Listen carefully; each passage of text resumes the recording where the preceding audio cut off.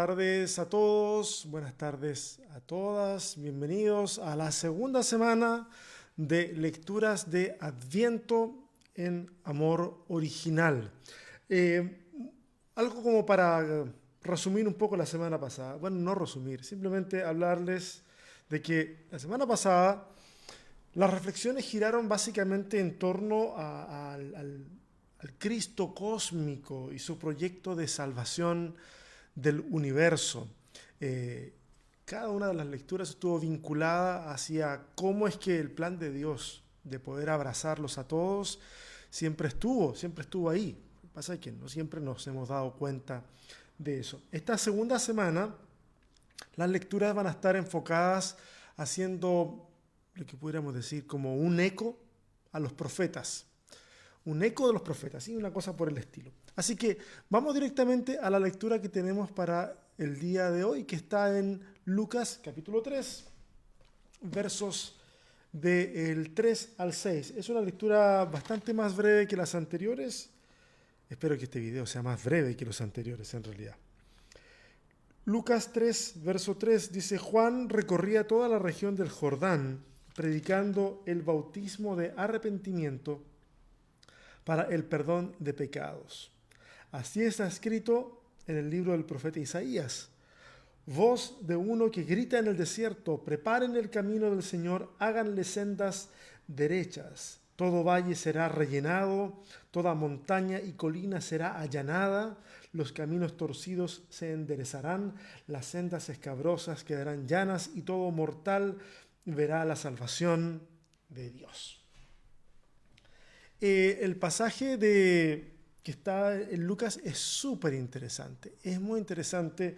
Está hablando acerca de cómo esta cita que hace el escritor del Evangelio de Lucas y que se la está adjudicando a Juan el Bautista, no la cita, sino el cumplimiento completo, se lo está adjudicando a Juan el Bautista. Es súper interesante porque toma una palabra del Antiguo Testamento, del profeta Isaías, capítulo 40, sería Deutero Isaías, segundo Isaías, y la aplica a Juan. El tema es que, al parecer, el escritor del Evangelio de Lucas está usando como referencia para citar textos la versión de los 70 o la Septuaginta. Y la versión de los 70, la Septuaginta, no era exactamente igual, no era exactamente igual a los manuscritos que ellos tenían en hebreo. En muchas Biblias, de hecho, aparece igual en ambos lugares. Usualmente son Biblias que tienen textos anteriores a... Déjame mutear acá. Son textos anteriores a los descubrimientos del Mar Muerto, versiones que se sirvieron de otras traducciones del latín, en donde las dos citas estaban igual. Pero, por ejemplo, en esta misma nueva versión internacional, cuando yo voy al texto de Isaías, lo tengo marcado aquí, 40, a ver si logran notar la diferencia. Y leo el verso 3 al 5, dice: una voz proclama: preparen en el desierto un camino para el Señor. Enderecen en la estepa un sendero para nuestro Dios. ¿Sí lograron darse cuenta de la diferencia? En el primer caso, en el caso de Lucas, es la voz la que clama en el desierto y dice: preparen un camino al Señor. La cita original, que es de Isaías, dice: preparen en el desierto un camino para el Señor. Es una sutil diferencia, pero muy significativa diferencia. En una, el sujeto de la acción, o sea, bueno, el protagonista de la acción es el que está en el desierto clamando. En la alternativa o en la versión de Isaías, ese que clama está diciendo: hagan el camino en el desierto.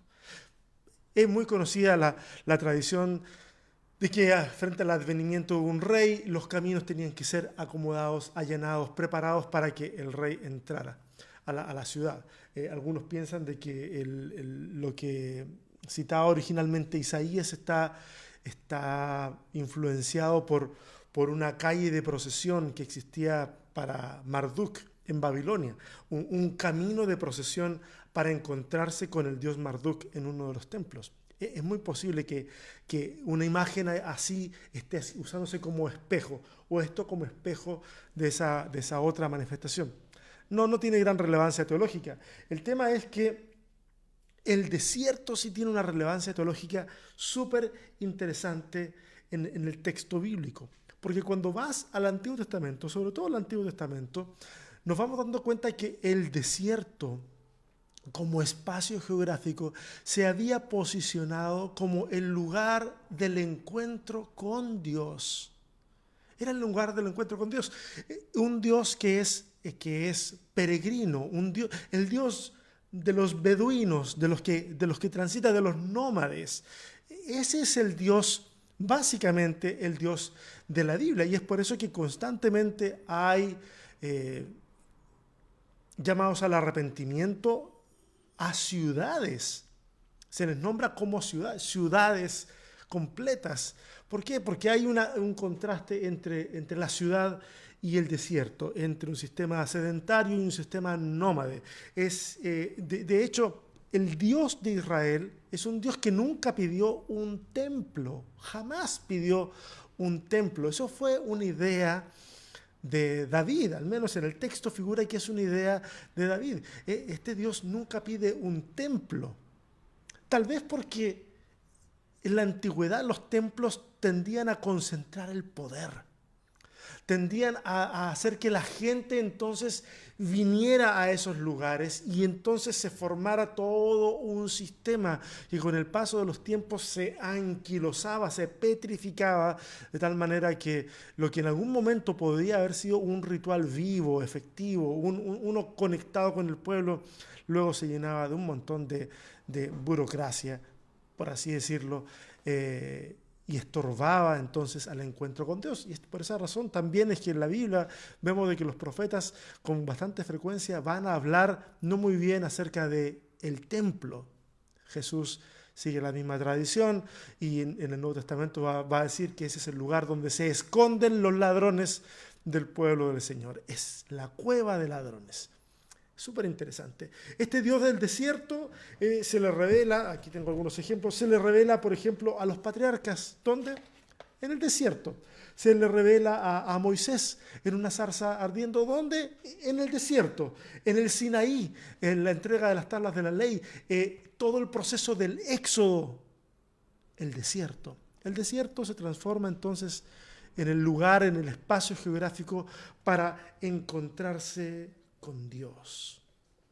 Y aquí yo pudiera hacer, y a lo mejor tú pudieras hacer, no es la intención de este video, pero podríamos hacer una reflexión en torno a cómo es que, alegóricamente hablando, en nuestros desiertos también nos hemos encontrado con Dios. No es de extrañar que en nuestros tiempos a lo mejor de mayor crecimiento espiritual o de mayor incremento de nuestra confianza en Dios hayan ocurrido momentos difíciles de nuestra vida que pudiéramos catalogar como desiertos. De alguna manera el desierto siempre llama como ese lugar en donde las distracciones ya no están.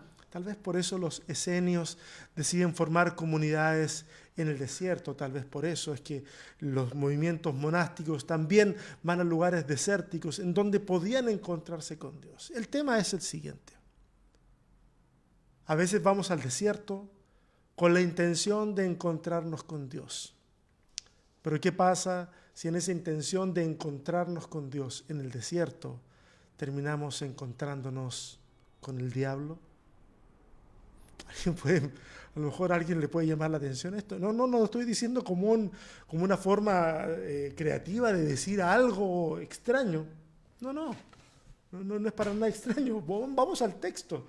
Cuando estoy en Lucas, el mismo, capítulo 3, avanzo al capítulo 4, vamos a dar cuenta de que están acá descritos. Comienza el capítulo 4 hablando de la tentación de Jesús. Una tentación que ocurre ¿dónde? En el desierto. dice que él está 40 días en el desierto ayunando. No sé si es posible para una persona ayunar 40 días en esas condiciones geográficas. Que no venga nadie a decirme que lo podía hacer porque era Dios. Porque si es así, entonces todo nuestro cristianismo es una charada y al final cualquier cosa la puede hacer Jesús, hombre, porque es Dios. Simplemente tiene que desear hacerlo y lo va a poder hacer. No, eso no sería, esa no es la encarnación. Esa no es la encarnación. Ese es alguien jugando a ser hombre, pero no siendo hombre.